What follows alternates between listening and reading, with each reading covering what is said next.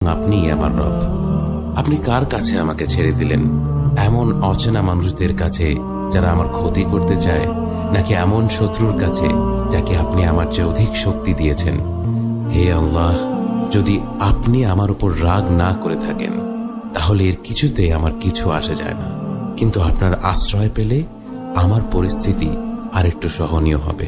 হে আল্লাহ, আমি আপনার চেহারার নূরের কাছে আশ্রয় চাই, যা সব অন্ধকারকে উজ্জ্বল করে দিয়েছে, যা দুনিয়া এবং আখিরাতের সব বিষয়ের সংশোধক।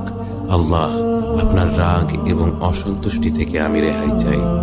আল্লাহ, এ সব কাজই শুধু আপনাকে খুশি করার জন্য করা, এবং আপনি ছাড়া কোনো শক্তি নেই, কোনো ক্ষমতা নেই।